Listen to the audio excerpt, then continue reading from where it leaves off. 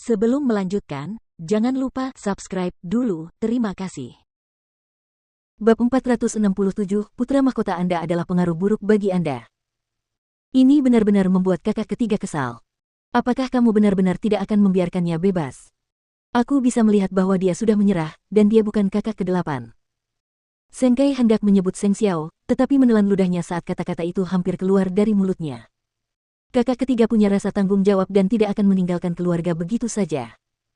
Besok aku akan mengizinkannya keluar dari kamar, meskipun pasti ada yang mengikutinya. Dengan kata lain, Old Seng ingin mencegah kakak ketiga menemui Seng Xiao, meskipun itu tidak lebih buruk daripada mengurungnya di rumah. Ziling, aku serahkan kamar pengantin kakak ketiga dan Nona Hu padamu. Gu Ziling mengangguk saat namanya tiba-tiba disebut. Kakek, jangan khawatir. Saat itu, pernikahannya dengan Seng Kia adalah yang termegah di seluruh Jianchuan. Hanya dengan memikirkan bahwa kakak ketiga bahkan tidak mengadakan resepsi, hatinya menjadi tenang. Itu masuk akal juga, bagaimana seseorang bisa berharap seorang yang setengah bodoh mengatakan sesuatu yang pantas kepada tamunya. Itu hanya akan membuat keluarga Seng dan keluarga Hu menjadi bahan tertawaan. Karena adik perempuannya akan segera hadir di keluarga, tentu saja dia akan memberikan sambutan yang luar biasa sebagai kakak perempuannya. Sekarang kakak ketiga juga akan menikah, kalian berdua harus bergegas dan memberiku seorang cucu. Manfaatkan momen masa muda dan kegembiraan kalian, atau tubuh Ziling akan terpengaruh jika kalian terus menundanya. Anak-anak. Mereka berdua kini tahu betul situasinya.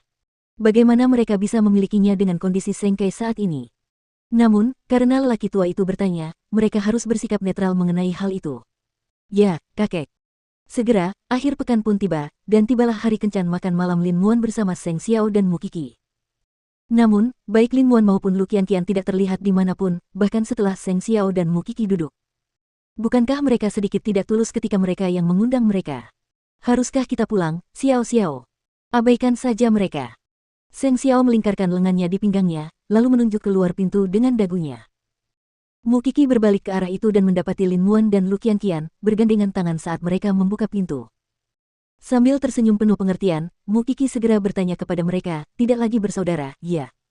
Pipi Lu Qianqian memerah. Qi. Mu Qi menoleh ke Seng Xiao, baru menyadari bahwa Seng Xiao sama sekali tidak terkejut. Kau tahu? Oh, benar. Kaulah yang menyelesaikan masalah keluarga Lu, akan aneh jika kau tidak tahu. Jadi, akulah orang terakhir yang tahu. Qi, berhentilah menggoda kami. Kau tahu betapa tipisnya kulitku. Mu Qi melipat tangannya dan mengamati mereka berdua dari ujung kepala sampai ujung kaki. Tahukah kau betapa rendahnya aku memandang Lin Muan sebelumnya?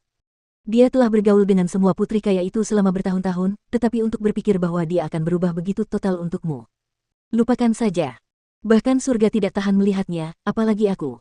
Lu Qianqian bersandar bahagia ke pelukan Lin Muan saat itu. Tut, apa kau akan menunjukkan kemesraanmu di depan umum di depan Xiao Xiao dan aku? Cih.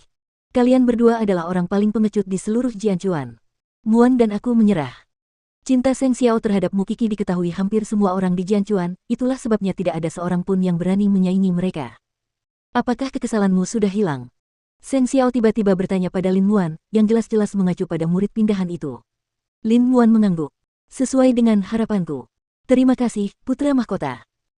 Kedua wanita itu mendengarkan dengan ragu ketika kedua pria itu berbicara, jelas tercium seperti ada transaksi pribadi. Hal-hal tidak sesederhana yang kamu pikirkan di keluarga Lin. Aku tahu. Tapi aku tidak akan duduk dan menunggu kematianku. Lin Muan yakin dia bisa melawan keluarganya secara perlahan, tetapi hanya dengan meminjam kekuatan Seng Xiao. Namun, dia tidak takut mereka akan mencemooh keluarganya dengan lada kecilnya sekarang, dan akan memberikan Lu Qianqian perlindungan terbaik tidak peduli badai apa yang akan datang. Oleh karena itu, Mu Qi kurang lebih memahami pembicaraan para lelaki itu, dan dia pun menjadi semakin tidak khawatir tentang Lin Muan yang bersama Qianqian. Bagaimanapun, tidak peduli seberapa baik seorang lelaki memperlakukan wanitanya, jika dia tidak merencanakan masa depan dan hanya menikmati kesenangan yang ada, segalanya tidak akan berbeda dengan Duan Shaoan. Di sisi lain, Lin Muan bersedia bersujud dan melepaskan kebangsawanannya untuk meminta bantuan Seng Xiao, dan jelas bahwa dia tahu betul apa yang menempati tempat pertama di hatinya. Menurutku, kebahagiaan saat ini layak untuk dirayakan. Lu Qianqian dan Lin Muan mengangguk, jari-jari mereka saling bertautan. Meskipun aku iri padamu karena mendapatkan perlindungan dari orang kuat seperti putra mahkota di sini, aku harap kita tidak akan pernah menyerah satu sama lain, apapun badai yang akan datang. Mendengar kata-kata itu, Mu Qi tiba-tiba menarik Lu Qianqian ke samping dan berbisik, apakah kamu akan langsung masuk? Lebih baik jika kamu mengujinya dalam hal itu terlebih dahulu.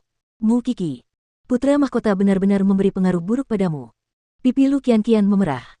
Tentu saja, kedua pria itu tahu apa yang sedang dibicarakan Mu Qixi dan Lu Qianqian karena mereka berbicara terus terang.